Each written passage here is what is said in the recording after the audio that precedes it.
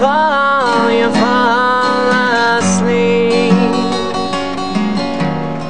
You fall asleep.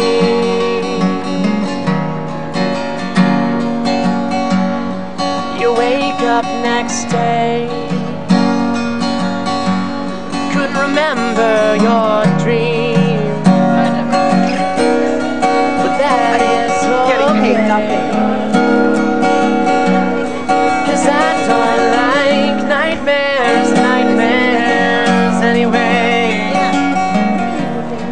And nightmares anyway. I like it when you say I wanna be with you every day. Every day. And you like it when I play with your heart, with your soul all day. All day. And we like it when our eyes can reach other's mind.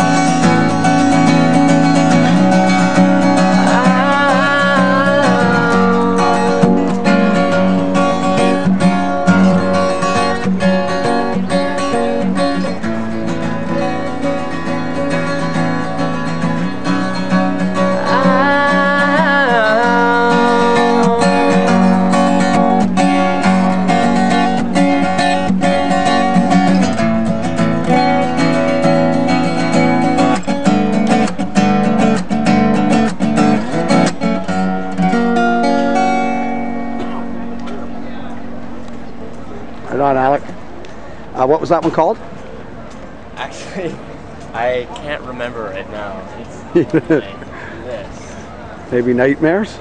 No, it's actually right now just called Sleepy Song. Sleepy Song? Title for it. Okay. Yeah, it's actually not completely So done. if I did put it in a DVD, I'd call it Sleepy Song? That's right. Okay. To ask you about your unusual chord shapes. You use some very, very unusual chord shapes that I've never really seen anybody else using.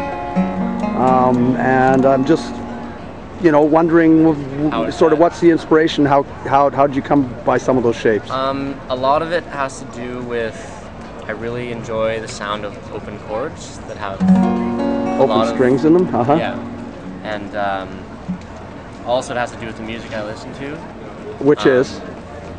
Well, perhaps a close resemblance in terms of guitar style or sound, I guess, is Nick Drake. He plays a lot of sort of autumnal, sort of almost dissonant, warm sounding chords, I guess. Some of those contradict each other, but also Elliott Smith and Radiohead have those similar chords, I guess. Okay. Okay. So would you say some of those chords then do come from those other people, or it's kind of you figured them out for yourself?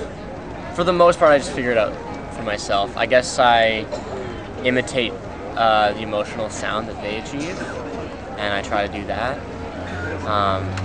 But mainly, I enjoy sort of dramatic songs that have contrast. That's what I look for.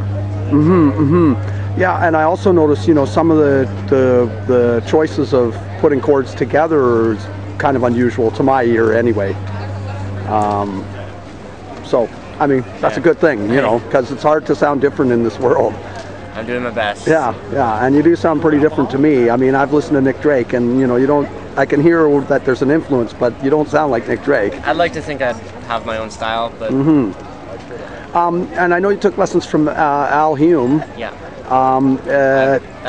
Did he help with some of that stuff too? Of course, that's the other thing I was going to mention. I owe a lot to him. I didn't have the typical guitar lesson where we'd go over modes and scales. I mean, we did that too, but it never really sunk in with me. And so what happened usually is I'd come back every week with new material, and he'd help me work on it. And he taught me how to compose songs better. And so all of this is in part his contribution. Right. So would you say maybe then he helped you to sort of understand how the things went together a little better? Like song structure, I really understand. When I hear like a song on the radio that's really popular, I can easily just see what they're doing or imagine how they would develop the song, and so I try to steer away from that as much as I can, but also have it be accessible too. Like a lot of pop songs are on the simpler side. Sure, yeah. Yep. Okay, well thanks, Alec. I appreciate that. You're welcome. Thank